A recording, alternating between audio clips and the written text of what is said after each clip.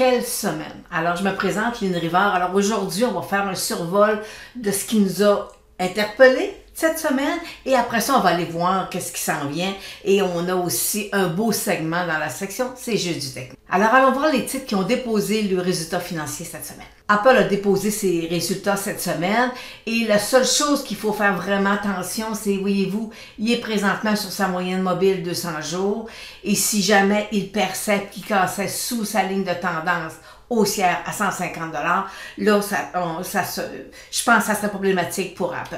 Et techniquement parlant, moi, avec la technique point and figure, vous savez que j'adore la technique point and figure, je suis baissière sur le titre d'Apple.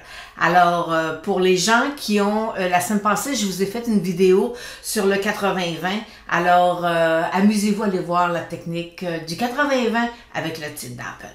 Meta Platforms, avant qu'il dépose ses résultats, avait cassé sa ligne de tendance à long terme. Alors, ici, on avait une chandelle d'indécision. Il a rebondi, puis là, je vais aller vous l'agrandir. Alors, voyez-vous ici, là, il n'y a rien de gagné encore. Alors, mes moyennes mobiles sont baissières. Ma moyenne mobile 200 jours, elle est baissière. Alors, moi, je veux vous dire que pour que le Meta Platforms renverse la vapeur puis qu'il devienne positif, ça va prendre des semaines, pour ne pas dire des mois. Alors, fait que pour l'instant, on est en survendu, oui, mais tant et aussi longtemps que mes moyennes mobiles ne sont pas inversées dans une tendance à la hausse à ce moment-là. Le titre de Meta Platforms, c'est pour les traders seulement et non pour, selon moi, un investisseur à long terme. Puis Amazon, c'est le pire du pire, je pense, parce qu'il a vraiment cassé un immense support. Voyez-vous, un support qui date de plus de juin, écoutez, juin 2020. Alors, c'est un support qui est vraiment, qui était important. Alors, on peut, voyez-vous, là, le 2200 points, là, de 2200, c'est-à-dire dollars, ça veut dire que ce sera peut-être le prix là, qu'Amazon pourrait venir redescendre, là, parce que j'ai pas grand-chose ici qui l'attend. Alors, là, j'ai un petit support ici, mais fait que pour l'instant, pour les gens qui sont à long terme, voyez-vous, ma moyenne mobile commence à fléchir. Alors, c'est un titre, selon moi, à éviter pour l'investisseur à long terme. Mais pour le trader, il y a de quoi s'amuser. Alors, allons voir qu'est-ce qui nous attend cette semaine. Une très belle semaine nous attend du sujet des résultats financiers. Alors, on va débuter lundi avec Berkshire Hathaway. Nous avons aussi BlackRock lundi. Moi, je vous invite à aller voir là, la technique, là, le 80-20 avec ces deux titres-là pour vous guider, faire une bonne idée là, où ils sont rendus dans leur cycle. Nous avons aussi Expedia lundi après la fermeture des marchés. On a mardi, on a Pfizer. Et là, on va le faire avec dans la section c'est juste du technique. Nous avons aussi sur le marché canadien Suncor qui dépose ses résultats mardi. Starbucks après la fermeture mardi. Et ensuite, Starbucks aussi, on va dans la section c'est juste du technique, on va Pfizer, Starbucks et Suncor, on va les analyser. Mercredi, on a Moderna avec Barrick Gold et jeudi, on a Shopify. Et là aussi, lui, dans la section c'est juste du technique, on va l'analyser. On a Uniselect, un titre super bien fait sur le marché canadien. Et vendredi, on a Enbridge et Ballard. Alors, et Ballard, on va le voir là, dans la section c'est juste du technique. Alors, c'est ce qui nous retient notre attention cette semaine pour les résultats financiers. Puis, moi, j'ai hâte de voir Berkshire Hathaway et BlackRock. Alors, allons voir maintenant les secteurs ou les indices boursiers. Alors, on va débuter avec le Dow Jones. Et ce que je vais vous dire sur le Dow Jones, c'est à peu près similaire pour le S&P 500. Alors, on voit qu'il est sous sa moyenne mobile 200 jours. Et voyez-vous, hier, là, ça a été quand même assez violent comme baisse. Par contre, j'ai les titres boursiers, mon scan est quand même assez... il me donne pas autant de baisse que le pourcentage qu'il me donne là, sur le Dow Jones. Alors, mais ici, là, on a un bon support je vais vous l'agrandir un peu. Oui, aussi, j'ai un bon support là, autour de 32 700 à peu près, 32 et 33 000. OK, alors j'ai un très bon support. Mais je vais vous faire une petite confidence. Depuis 10 ans, je fais de l'astrologie boursière. Alors, ça, c'est une autre discipline qui vient augmenter un peu là, les champs de probabilité quand on fait de l'analyse technique. Alors, parce que avec l'astrologie boursière, c'est conjoint avec l'analyse technique. Alors, je peux vous dire que cette semaine, ça s'annonce quand même peut-être un peu plus difficile. Ça sera pas... et si jamais il cassait ici le bon support qu'il a fait, là, parce qu'il est venu toucher le 24 février, ben voyez-vous, s'il cassait ça, ben à ce moment-là, on pourrait avoir, là, la semaine pourrait être un peu plus difficile, disons, sur le Dow Jones. Alors, fait que c'est un peu ça que je vois présentement sur l'indice du marché américain. Alors, sur l'indice du Nasdaq, voyez-vous, le scénario n'est pas très jojo non plus, parce qu'il a cassé ici un support, mais un support qui date de novembre 2020. Novembre-décembre 2020. Alors, c'est ce qu'il est en train de tester présentement. Il a cassé environ de 22-23% depuis son sommet de novembre dernier. Alors, ces moyennes mobiles sont baissières. Alors, voyez-vous, le secteur de la technologie, le phénomène, moi, que je comprends, c'est qu'on avait énormément de titres, plusieurs titres qui avaient des multiples élevés, qui se transigeaient à 60, 80, 100 fois les bénéfices, et maintenant le marché est en train de réajuster. Alors forcément, ça affecte le secteur de la technologie. Alors, et ça m'emmène tout à l'heure où on a parlé de Facebook, et voyez-vous, sont tous interreliés. Alors, c'est un secteur qu'il faut faire attention sur le secteur de la technologie américaine, parce que le Nasdaq nous dit qu'il faut être prudent. Bon, sur le secteur des petites banques, ce qu'on appelle les banques régionales américaines, alors voyez-vous, lui aussi, le support est cassé, et là on voit, voyez-vous, les moyennes mobiles 8,34 sont vraiment baissières, ma moyenne mobile 200 jours, elle est baissière. Alors, c'est un secteur qui, présentement, secteur bancaire américain, il faut être prudent, et je vais aller vous montrer l'ETF du secteur financier américain. Pour lui aussi, il a cassé un bon support, et voyez-vous, il pourrait peut-être descendre ici, le prochain est autour de 33. Alors, fait que le secteur financier, autant les grosses entreprises que les mid-cap qu'on appelle, là, alors c'est un problème, la prudence est de mise. Alors, puis voyez-vous, lui aussi, les moyennes mobiles 8,34, quand ils croisent comme ça, même si on est en survendu, c'est très difficile d'en faire une inversion. Alors, terminons avec le marché canadien, le TSX, et voyez-vous, il est sur sa moyenne mobile 200 jours, alors, puis il est à l'intérieur d'un petit couloir latéral, ce qu'on appelle possiblement une phase 3, et voyez-vous, là, il va peut-être rebondir, venir tester ses moyennes, là, ou essayer de une petite résistance. Alors, faut vérifier le pétrole, l'or, et les services financiers. Alors, et le secteur financier est à peu près similaire au secteur américain. Alors, ils sont sur faiblesse aussi. Alors, fait qu'on est prudent, OK? On regarde voir est-ce que j'ai atteint un sommet, est-ce que si j'applique la technique du 80-20, est-ce que je suis à proximité là d'avoir un repli là qui pourrait être plus important, là, qui pourrait m'emmener là dans des baisses de marché un peu plus prononcées. Alors, mais c'est ce qu'on va voir là d'ici les prochaines semaines. Là, on va vérifier, voir comment va le pétrole et l'or. Fait on y va. Ben, à l'instant, on va aller voir les commodités. Le Bitcoin a cassé son support. Alors, présentement, voyez-vous, moyenne mobile 200 jours, elle est baissière, 8,34 baissier. Ici, là, le 38 000 là, devient quand même important. Et j'ai beau essayer de le virer de tout bord et de tout côté, puis j'ai plus de signaux baissiers qu'haussiers. Alors, on est prudent au niveau du BTC. Alors, pour ce qui est de l'or, il est revenu au-dessus de 1911.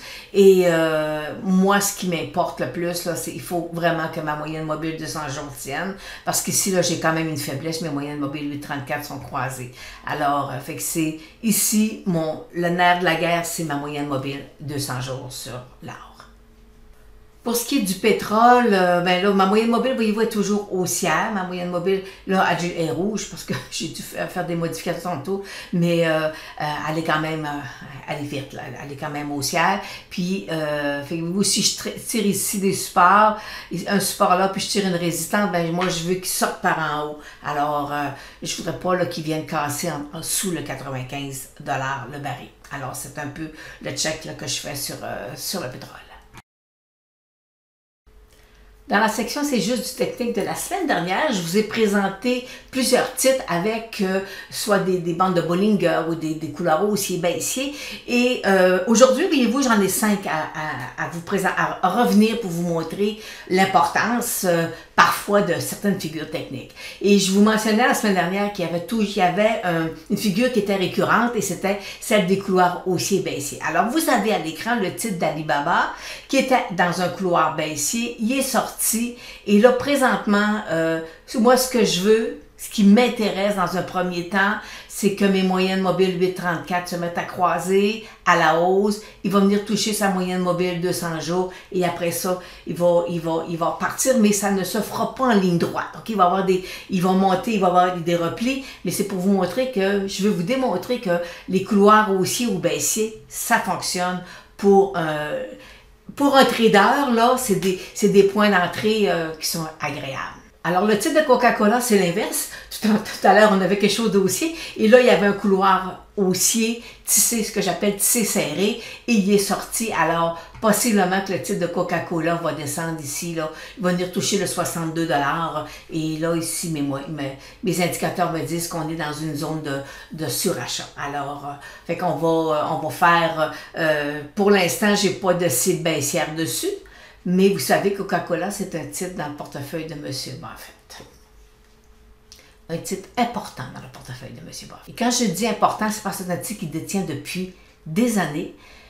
Et de mémoire, je pense que son COS, c'est 3 $ ou 3,50 $. Puis, c'est un titre qui l'affectionne. Et un autre titre aussi qui est toujours à l'intérieur dans son couloir baissier. Et tout ce qu'on veut ici, là, voyez-vous, là, souvent, lorsqu'on est dans un couloir baissier, avant qu'il sorte, il va y avoir une accumulation à l'horizontale. Ça fait partie des possibilités quand on surveille les couloirs baissiers. Alors, ce qu'on veut, c'est que le titre ici, là, écoutez, je vais allonger mon couloir et voyez-vous, et moi ce que je veux après ça, qu'il vienne ici inverser, brasser sa moyenne, parce qu'il va venir toucher sa moyenne mobile 200 jours. Alors c'est un titre qui peut avoir quelque chose de super intéressant à la condition qu'il ne nous fasse pas un nouveau bas d'année, là. Mais pour l'instant, voyez-vous, moi, ce que je vous suggère, là, lâchez un peu les titres de technologie, là, puis allez regarder des titres qui ont du potentiel haussier à long terme, là, qui peuvent vous donner du 200-300 %. Je vous dis pas que Tilray, c'est dans cette lignée-là, mais allez regardez ce qui se passe dans des secteurs qui ont baissé beaucoup, là. Sortez de la technologie, à moins que vous soyez un trader puis que vous aimez ça énormément, le trader. Mais ça, parfois pour un investissement à long terme, ça peut devenir intéressant techniquement. On avait le titre d'Alphabet qui était, qui je vous disais, il faut faire attention s'il cassait son support. Alors, il l'a cassé. Alors, il tombe dans présentement, là, il n'y a pas grand-chose ici. Fait qu'il y a un petit support là qui nous touche, il rebondit. Mais, fait que pour l'instant, moyenne mobile 200 jours baissière, 8,34 baissier. Alors ça, c'est des secteurs pour le trader, mais à 2000 $ l'action, c'est pas n'importe qui peut... tu dis, ben, le stock, il prend 100$, mais 100$ sur 2000 $, c'est des peanuts, là. Alors, fait que le titre d'Alphabet, pour l'instant, on le laisse descendre. Et on avait aussi le titre de 3M qui était à l'intérieur d'une bande de Bollinger. Et voyez-vous, il est sorti. Alors, possiblement qu'il va venir tester là, son bas qu'il a fait là, en mars à 140 $. Alors, voyez-vous, les bandes de Bollinger, c'est des instruments, des figures techniques intéressantes pour le trader qui veut prendre une position, qui veut faire du swing. C'est des figures techniques qui sont intéressantes pour les gens qui veulent faire du swing. Alors, poursuivons avec des titres qui vont déposer leurs résultats financiers cette semaine et qui ont des figures techniques intéressantes pour vous tous. Alors, le titre de Pfizer dépose ses résultats cette semaine. Alors, présentement, voyez-vous, on est dans un immense triangle. Ici, il y a un bon support 1, 2, 3. S'il casse ici, on peut revoir le titre de Pfizer quand même à la baisse. Et ça va nous prendre, s'il veut percer à la hausse, revenir à la hausse, ça va nous prendre du volume. Pour la baisse, c'est pas une condition essentielle là, pour avoir que le volume soit présent. Alors, fait qu'on surveille le beau triangle sur le titre de Pfizer. Starbucks, on avait déjà une cible baissière sur le titre à 84 $ qui a été atteinte avec la technique point and figure. Alors, on a, voyez-vous, moyenne mobile 200 jours baissière, moyenne mobile 8,34, c'est baissier. Alors, il est dans un couloir latéral, pas latéral, il est dans un couloir baissier. Alors, ce qu'on veut, c'est que peut-être pour le trader, peut-être qu'il peut venir tester le haut de son couloir, mais pour l'instant, à long terme, un couloir baissier, il y a une inversion qui se fait à la hausse. Alors, c'est ce qu'on va surveiller sur le titre de Starbucks. Le titre de Shopify nous offre un très beau biseau. Alors, on voit ici là, que plus ça avance, plus c'est un peu plus pointu. Alors, ça devrait, en principe, là, s'il sort, ça devrait être intéressant. Mais voyez-vous, moyenne mobile 200 jours baissière, une moyenne mobile 8,34, c'est baissier aussi. Alors, ça, c'est des titres pour faire du swing. C'est pas des titres qu'on peut dire présentement, à long terme, c'est quelque chose de super intéressant. Pour l'instant, la réponse c'est non. Alors, c'est pour les traders, les gens qui veulent, qui ont une capacité là, de supporter du risque, là, parce que ça peut, quand ça part, des fois, parfois, c'est assez, mais je dis pas violent, mais c'est assez puissant, disons. Alors, fait que ça peut être quelque chose de super intéressant là, pour le trader qui aime faire du swing. Super beau titre canadien qui a super bien fait. Alors présentement, là, il a traversé une résistance et la prochaine est autour de 36-37 environ. Alors c'est voyez-vous là, c'est super beau. Ça a été un des beaux titres là, de 2021-2022. Et les gens me demandent, oui, mais ton point d'entrée était où? Vous savez que moi, la moyenne mobile 200 jours, c'est mon meilleur ami. Alors, je vais aller vous montrer une des premières fois quand j'ai présenté le titre avec une cible à long terme. Alors, le 16 novembre 2020, j'ai présenté le titre de Uniselect avec la technique point and figure. Et on avait une première cible à long terme, c'était 21 $. Et voyez-vous, ça c'est le graphique point and figure. C'est important quand je vous présente des titres avec des cibles haussières, je m'appuie sur quelque chose. Là. Alors, et ici, voyez-vous, regardez, j'avais ma moyenne mobile 200 jours qui est arrivée, puis là, il fallait absolument que le titre perce au-dessus, puis qu'après ça, là, voyez-vous, on commençait à avoir du volume. Regardez ici, on avait eu des pics de volume, puis on commençait à avoir du volume qui apparaissait sur le titre. Alors, c'est comme ça qu'on prend position. Puis on savait ici, là j'avais une zone de résistance là, qui m'attendait là, autour de 10 $, 10, 11 $. Mais à un moment donné, il faut être patient. Puis il faut avoir la foi en ce qu'on analyse. Alors, revenons sur le titre. Puis ce que je vous ai présenté là tantôt, c'est ça ici. Puis regardez, si je vous mets, ici là j'avais le titre a monté au-dessus de sa moyenne mobile, il est venu se rasseoir dessus. Mais voyez-vous, j'avais un bon support. Ici là, j'avais une ligne ici, un bon support qui le retenait. Puis voyez-vous là, ici, quand je vous disais que j'avais quelque chose autour de 10-11, là, il a monté, il est revenu, puis après ça, puis il est reparti. Puis après ça, ma moyenne mobile de 100 jours, elle a poursuivi à la hausse. Alors, c'est un titre qui a super bien fait. C'est un des beaux titres. Voyez-vous, je pense quand on est rentré à l'intérieur, on était à 7 $ à peu près. Puis là, il se transige autour de 30. Alors, c'est un titre, voyez-vous que c'est des multiples. Là, on va chercher 23 $ sur 7. Alors, c'est des titres qui ont des 350% de rendement là, sur des beaux titres. Alors, écoutez, ça là, c'était ce qu'il y avait de mieux. Puis voyez-vous, des fois, c'est pas toujours facile. Là. Regardez, là, on a eu un petit couloir baissier. Tout tout à l'heure, je vous mentionnais qu'un couloir baissier, ça va revirer, généralement, ça rebondit à la hausse. Mais voyez-vous, j'avais un couloir baissier, le titre s'est replié, mais ma moyenne mobile de 100 jours, elle était toujours haussière. Alors, c'est un amalgame d'un peu de tout, là, tu sais, puis on se dit, OK, ça c'est aussi, j'ai ça aussi, alors... et c'est comme ça qu'on garde des titres, là, des fois, pendant, voyez-vous, là, ça fait quand même 18 mois là, que le titre est en progression, puis ça va super bien.